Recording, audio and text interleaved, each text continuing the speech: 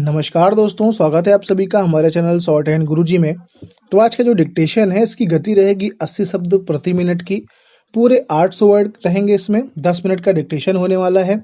तो डिक्टेशन को स्टार्ट करते हैं, टाइम नहीं वेस्ट करते हैं। लेकिन एक इन्फॉर्मेशन, जो लोग वीडियो को पहली बार देख रहे हैं उनको ये बता दूं कि डेली रात में 8 बजे हमारे चैनल पे एक डिक्टेशन प्रीमियर किया जाता है। आप लोग डिक्टेशन डेली लिखा करें, और अगर आप नए हैं तो चैनल को सब्सक्राइब भी जरूर कर लीजिए। तो चलिए स्टार्ट करते हैं आज का डिक्टेशन। Ready, start. तकरीबन 31 साल पहले मानव सभ्यता ने संवाद का एक नया माध्यम हासिल किया था। संवाद का हर नया माध्यम न सिर्फ अभिव्यक्ति के नए रास्ते खोलता है, बल्कि ज्ञान विज्ञान को भी नए पड़ाव तक ले जाता है। इन सारे दबावों के बीच लोग भी बदलते हैं और समाज भी पूरी तरह बदल जाते हैं। कई बार तो इतना बदल जाते हैं कि फर्क जमीन आसमान का हो जाता है। अतीत में जाकर उस समाज को देखिए जिसमें भाषा का विकास नहीं हुआ था, और उसकी तुलना उस समाज से कीजिए जिसमें भाषा का विकास हो गया था। अंतर बहुत साफ नजर आएगा। लगेगा कि जैसे दोनों दो अलग ग्रह के वासी हैं। कुछ इसी तरह का बदलाव 3 दशक पहले इंटरनेट ने हमारी झोली में डाला था, जिसने इस दरमियान हमारी जमीन और हमारे आसमान को पूरी तरह बदल दिया।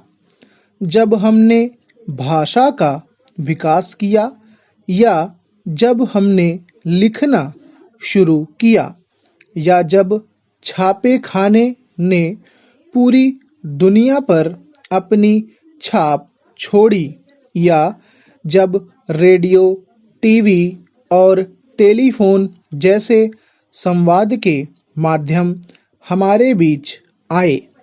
कभी भी बदलाव इतनी तेजी से हमारे घरों और दिलो दिमाग में नहीं घुसा जितना पिछले 30 साल में तकरीबन हर जगह घुसपैठ कर गया है।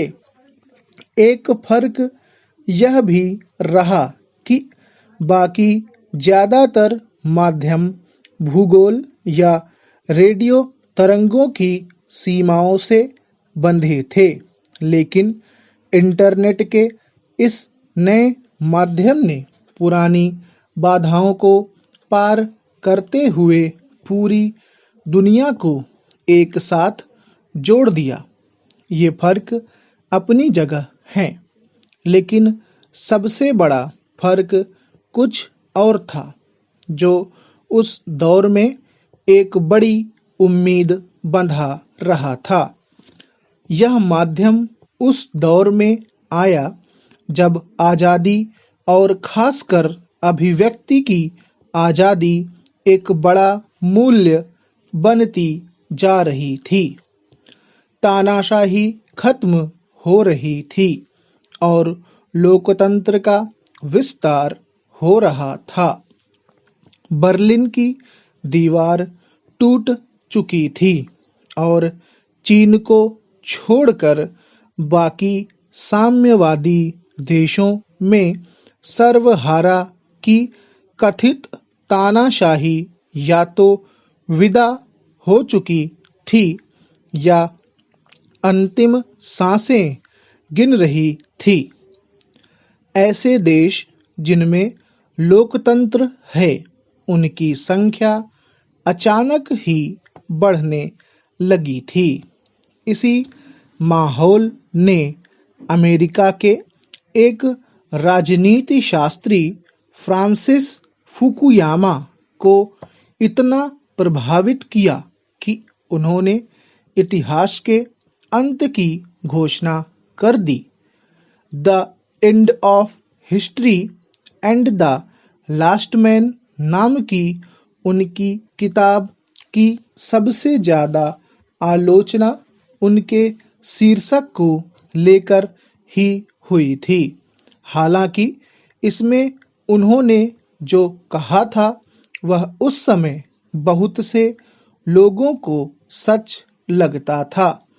उन्हें लग रहा था कि मानव सभ्यता अब अपने वैचारिक विकास के शिखर पर पहुंच चुकी है।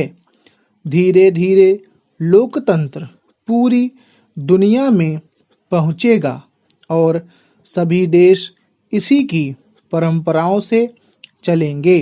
मगर 30 साल में दुनिया कहाँ पहुंच गई, इसकी चर्चा हम बाद में करेंगे। फिलहाल बात इंटरनेट की। उस समय उम्मीद यह थी कि एक ऐसा मंच तैयार हो गया है जो पूरी दुनिया के लोगों को जोड़ेगा और इससे बहुत सी खाइयां पाटी जा सकेंगी। दिल्ली के वन बेडरूम में बैठा एक व्यक्ति जब लिस्बन, काहिरा और रियो डी जेनेरो के अनजान लोगों से जुड़ेगा, तब उसका नजरिया भी विस्तृत होगा। उसकी सोच अपने पूर्वाग्रहों के तिनकों और फूस से लदे फदे कबूतर खानों से बाहर निकलेगी, तो उसे एक नई विश्व दृष्टि भी मिलेगी। यह भी उम्मीद थी कि तानाशाही में गुजर बसर करने वालों का संपर्क जब लोकतंत्र की जीवन शैली जीने वालों से होगा, तो उनके अपने देश में लोकतंत्र कायम करने का दबाव बनेगा। इसी के कुछ बाद जब पश्चिम एशिया में वे आंदोलन दिखे जिन्हें हम अरब स्प्रिंग के नाम से जानते हैं, तो एक बारगी लगा कि यह सपना सच होकर ही मानेगा। लेकिन सुंदर सपनों के टूटने का इतिहास भी उतना ही बड़ा है जितना खुद मानव सभ्यता का इतिहास। और अब जब हम साल 2021 में हैं, तब हमें मिली है अमेरिकी संस्था फ्रीडम हाउस की एक report, freedom on the net. Internet पर दुनिया भर के देशों में आज़ादी का हाल बताने वाली यह रिपोर्ट हर साल जारी होती है। यह रिपोर्ट बता रही है कि तकरीबन पूरी दुनिया में इंटरनेट इस्तेमाल करने वालों पर सरकारों का नजला गिरा है। सोशल मीडिया पर पोस्ट के कारण कहीं लोगों को मारा पीटा गया, तो कहीं उन्हें गिरफ्तार करके जेल में डाल दिया गया।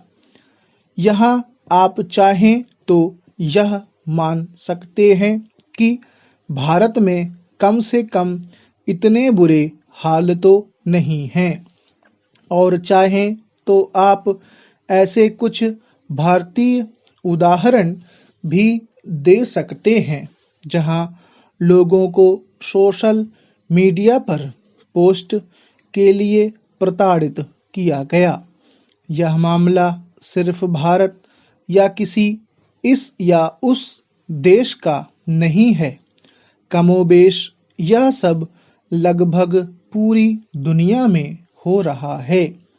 बेशक इंटरनेट की किसी पोस्ट के कारण अगर कोई सरकार किसी को गिरफ्तार करती है तो इससे इंटरनेट की ताकत भी समझी जा सकती है।